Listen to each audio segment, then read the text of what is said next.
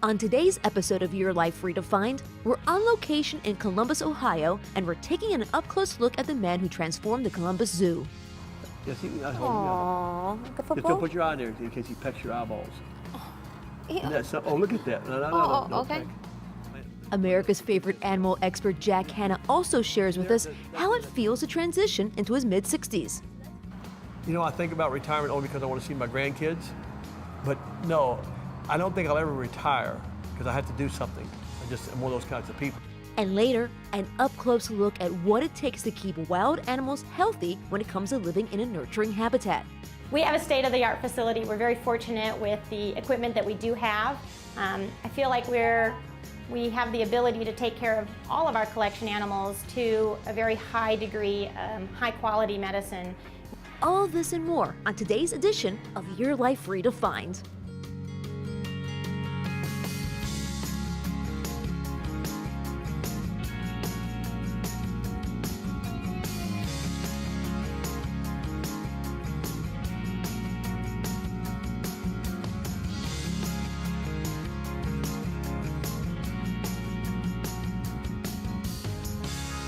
The Columbus Zoo has over 9,000 animals, over 650 species from around the world, a water park, a golf course. This zoo is anything but ordinary. Today we sit down with America's favorite animal expert, Jack Hanna. He's the man that put this destination on the map as America's #1 zoo. Lions, tigers, and bears, oh my.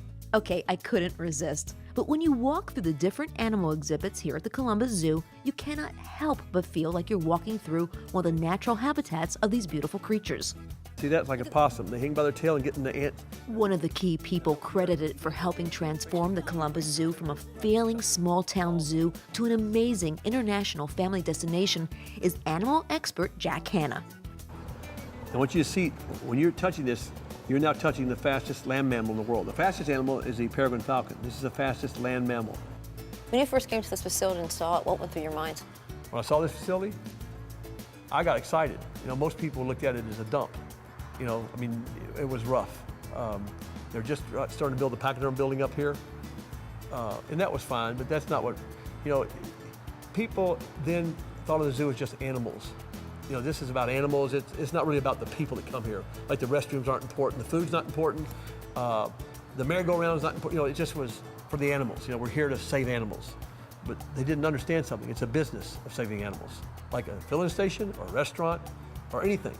This is a business of saving animals. In order to have a business like this, you have to have people come here to spend money, obviously, to pay an admission fee and be treated fairly when they're here, have fun, be clean. You know, and that's how we built this thing. I always say we, not Jack Hanna. A big team of people have built this thing. Oh, you wouldn't believe what happened here. Because it was going down the tubes. USDA, United States Department of Agriculture, was getting ready to shut it down. It had 3 zoo directors. It was just, I don't even know how to describe it to you. The habitats, the animals were in just plain Yeah, cages? the gate was over there at that tunnel over there. You see that chain link fence with a little box there? The woman sat in the box, took tickets. And that was in this park, this beautiful entryway here with a big old, like a water runoff area, you know, with a real muddy water in it. It wasn't, to me though, when I got here, it was beautiful in its own way because you saw the potential. Not many zoos are on a body of water like this. It's a beautiful lake. And I just kept saying, you know, something can be, my dad always said, something can be old and dirt. Things can be old and dirty, but it should be old and clean. You know, don't have somebody tell you that it's old, we can't do anything with it. Right. Just fix it up. It's still old. You know, a lot of buildings are preserved, right? Right. And in the zoo, what I did, I just got, they called me Trap Rock Brown when I got here because I bought gallons, hundreds of gallons of Trap Rock Brown paint. We painted everything Trap Rock Brown, everything. The polar bear exhibit is gorgeous. I mean, that. The one now, yeah, Oh, you kidding me? it's- oh. Well, the polar bear exhibit we had here was a mode exhibit, very small. But I thought it was very nice, but it was very small. The polar bears did well. And then we bred polar bears, which very few zoos had done. You know why they bred polar bears?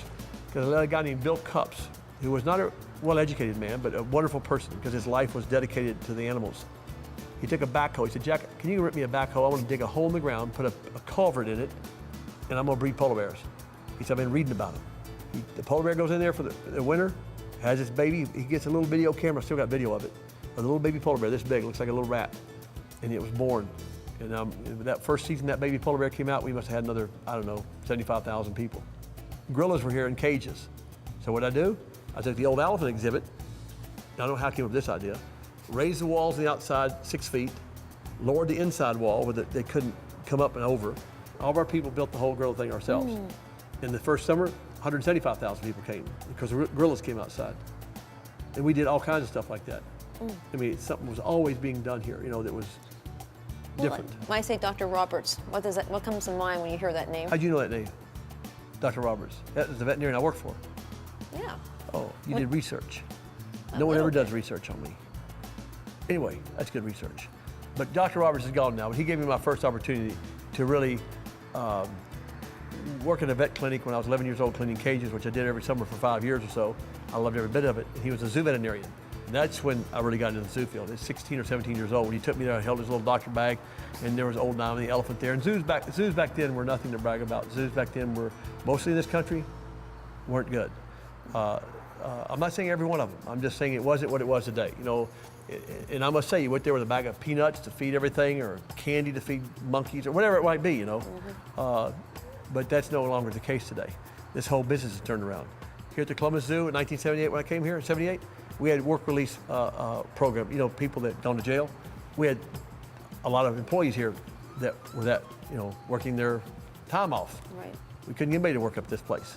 You have a lot of energy and passion for what you do, don't you? Yeah, yeah. You have to, like I always said, 3 words that I was taught: hard work and enthusiasm. If you work hard, you love what you do, you should be all right. I might not be the most knowledgeable. No, what I mean, might not be. I'm not the most knowledgeable person about the animal world. There's no doubt about that. You know, today I would say I was. What's that word? People today, young people or even adults that are. What's that word? ADD. Oh, attention deficit? That's it. That's a thing. Yeah. I'm probably off the charts. You're going into a new chapter of your life. Yep. How are you redefining your life right now? Well, how am I redefining my life? I'm trying to, and the people that take care of me, my wife, my family, Kate, Aaron, people that run my life, because that's one good thing I have, is I have people, you know, that help me. I used to try and do everything myself. That's impossible with what I do right now. And so they help me kind of they schedule it where my time is of value to my family. They tell me when my grandkids play basketball now, or soccer, or whatever it might be. They tell me when I can go to Montana and hike out there, or they tell me, Jack, you need to take a break. You know, well, they know when they now schedule me, so they know already 6 months in advance when I take a break. I have no idea. They already know when I'm breaking. They know when I'm breaking before I break. And even I said I may not want to do that, but then we're going to do it, you know, because we're leaving. So, you know, so then that's how I'm now am redoing my life, to try and, you know, smell the roses. It's a funny thing, I hear birds more now. That sounds corny to you probably. I hear, like today, it's a beautiful day in Ohio here. You know, you sit out and look at the sun, you hear the leaves blowing. You really see things now a different way when you get older. You really do. That sounds corny to most young people. You hear the leaves, you see the wind blowing, you smell the air. Even in Montana, where they're cutting the wheat down, you know, I just get out of the car. I did it 2 weeks ago to smell the wheat being cut. You know, you just, it's hard to explain to you, you know, when you hear birds and stuff. You know, that's why I love spring so much now. You know, it's you know, because now I'm understanding that I've got to start living now and not worrying about tomorrow, and I can't worry about what happened yesterday. Coming up next on Your Life Redefined, our day with Jack Hanna continues. What is this? Now, it'll be a little older, but this is armadillo. Oh, what is it? And this is also the only animal in the world that carried leprosy. Here. I'm not joking. I believe you, Yeah. as I'm handing it back to you. Stay tuned. Your Life Redefined will be right back.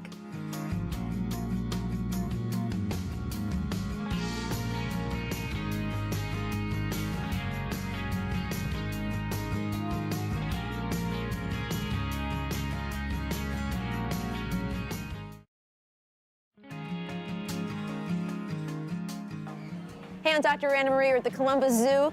Here in the Australian exhibit, we're down under with some lorikeets. In my hand is some zoo nectar. What's in the zoo nectar? Some bee pollen, some soy protein, some sugar, vitamins, minerals. Obviously, it's the drink that these birds love. So I have to ask you this question. Animal expert, adventurer, I don't know about author. expert, animal expert, but I guess I'm an adventurer. Is that how you I'm would more of describe? a character. Is that how you would describe Jack Hanna? Describe me? Yeah. I'm not being funny. I don't know how to describe me. People ask me all the time, what do I do? I'm like an animal ambassador, I guess. And I teach about animals. I don't say teach. I probably educate in a fun and entertaining way. It's kind of like, I think Walt Disney. What did he say? Walt Disney said, I'd rather entertain and hope people learn than teach and hope people are entertained. Now, I remember that from a long time ago, and you think about it. So I try and teach in a fun way because that's what this business is all about. It's a serious business of saving animals, which, as I tell folks, what happens in the animal world will eventually happen to the people world. Now, some animals will go by the wayside naturally. Some, obviously, with overpopulation, will not be here. But we don't have that much time left to take our time and teach people about the animal world. And I'm only here for a brief time on the planet. So if anybody knows me, which people do, I go 24 hours a day, 7 days a week. I'm like a gerbil. But right now my knees hurt, so I'm like a tortoise probably today. But what I do is I try and educate people and entertain people at the same time. Did you reflect back and remember the moment where you fell in love with animals? Well, you know, being raised on a farm in Tennessee, you know, we had all kinds of animals, horses, cows, pigs, all sorts of things like that. My dad was a builder, not some big builder, he just built homes every once in a while. And we'd help him do it around the homes there, but he got me, like, my first animal was a parakeet named Petey when I was 5 years old. Petey, right? And I buried him in a Kellogg cereal box. How would my mind remember all this? But you do. And that's what animals are all about for I think, a family. It teaches them responsibility, it teaches them love, and it also teaches them about death. Now that may sound crazy to some people, but you know, the exposure to something living and dying is very important, I think, in a lifetime. Having a pet is responsible. It teaches a youngster love and responsibility. If you want a fish, then you take care of the fish. That fish is yours for its whole life. See, some people think you just get a fish and throw it away in the commode. Or you get a dog and you throw him on the street if you don't like him anymore. Or like today with the economy, a person in Miami that has a horse, you know what they do with them now, don't you? They take them out in the Everglades, tie them up to rope, and the gators get them. Because they don't have the money to pay for a permit, which you have to have a permit to bury an animal if they're going to kill the animal. The point I'm getting at is that you have to understand that animal, like the zoo here, the zoo world, we know that each and every one of these animals is here for their lifetime. Or they can go to another zoological park on a breeding loan for their lifetime. And that's a big commitment.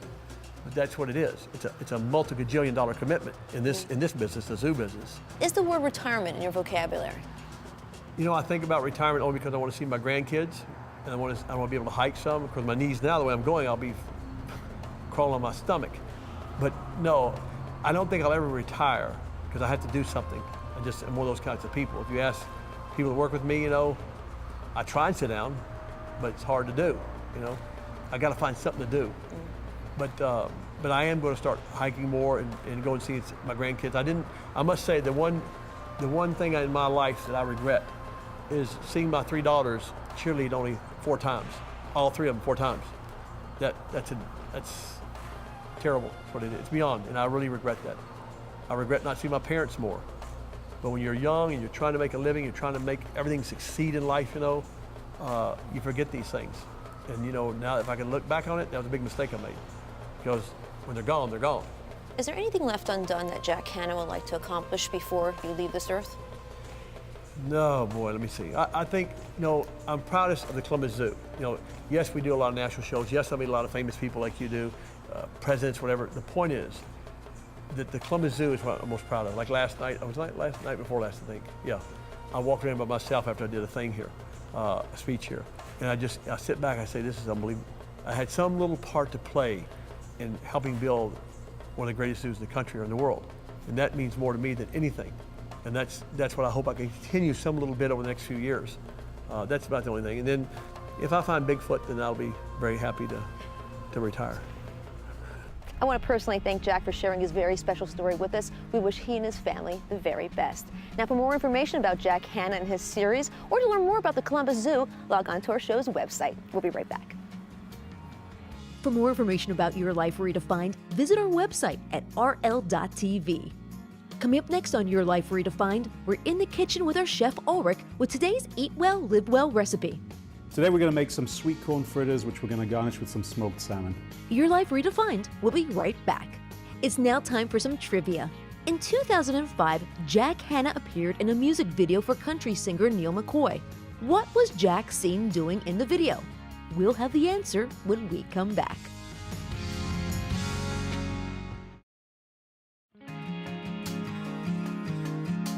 Did you figure out our trivia question? Well, the answer is A. It was Neil McCoy's song titled Billy's Got His Beer Goggles On.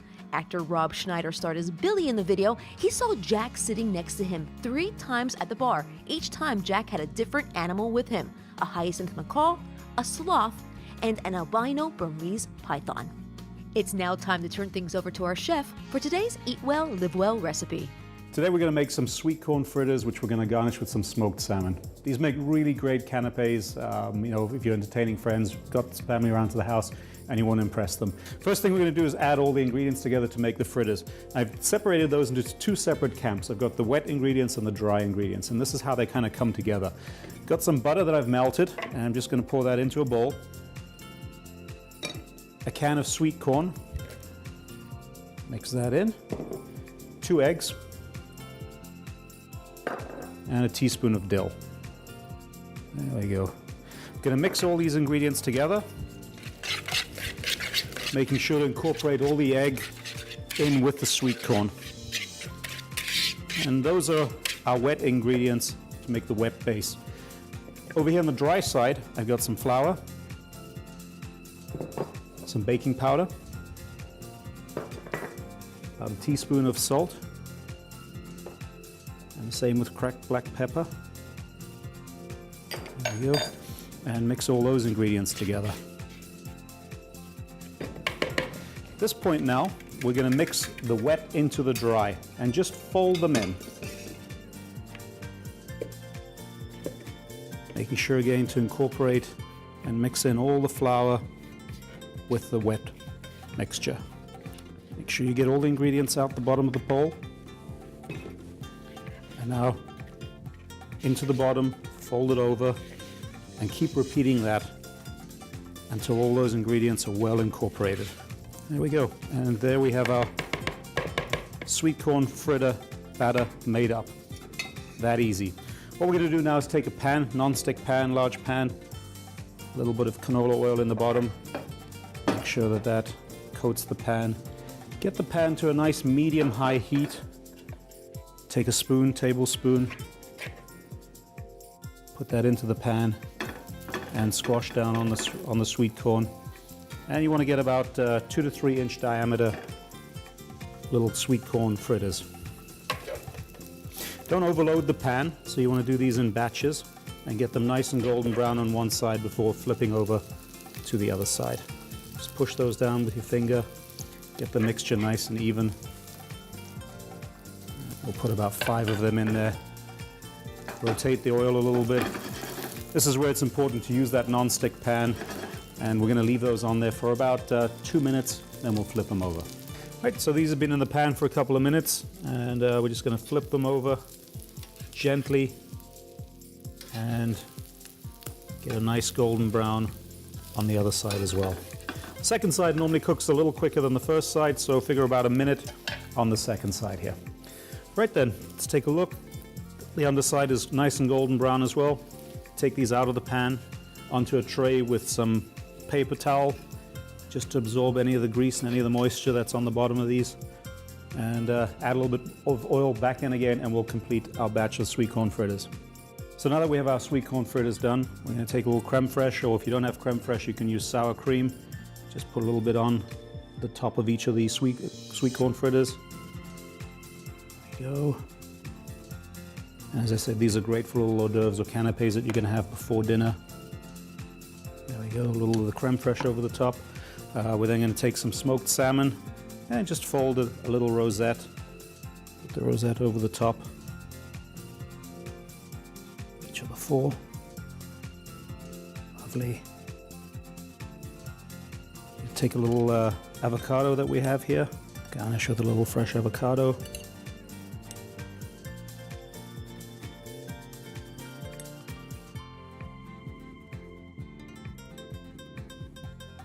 And then just some dill right over the top of that.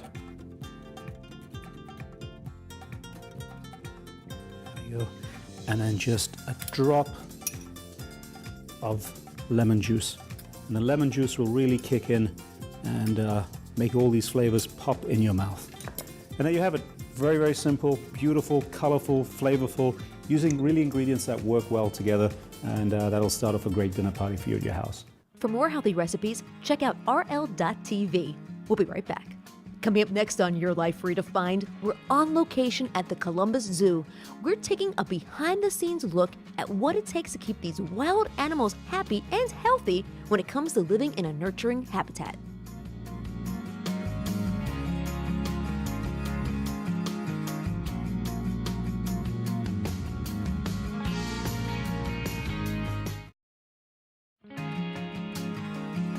Welcome back. We're on location at the Columbus Zoo for today's Tail End segment. Your ears, huh? Hi, I'm Dr. Gwen Myers. I am the Associate Veterinarian here at the Columbus Zoo. When I entered vet school, I wasn't sure what type of veterinarian I wanted to be, and I spent an entire summer volunteering with a vet in a small zoo down in Florida, and I was completely hooked on exotic and zoo and wildlife medicine. All of the animals have essentially the same organs. Mammals are mammals, so when we're looking at a domestic dog, your Dalmatian is not that different from a dingo or an African wild dog in the sense that they have the same body systems.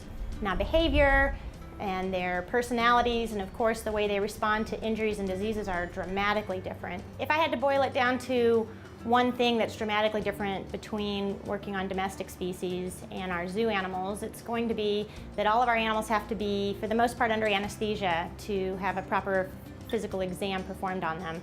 They're either dangerous or they're frightened, and so they either want to get away from us or maybe actually harm us a little bit. The hospital is kind of our command post where we have all of our equipment and all of our drugs and our resources are here in the hospital. So for the most part, if we can get an animal up here to the hospital, we prefer to bring them up here to do their physical exams. We can take their x-rays here. We've got a lab here where we'll process blood and urine samples and maybe some cytology as well. Our anesthesia machines are up here. We have an OR if it turns out that that animal needs to have surgery right away. But of course, there's going to be some animals that we just physically can't bring up here to the hospital. So we're not going to haul a rhinoceros up here to the hospital, or one of our manatees, where even though they can be outside of water to travel and have some diagnostics done, it just makes more sense to kind of take a MASH unit down to the building where those animals are housed.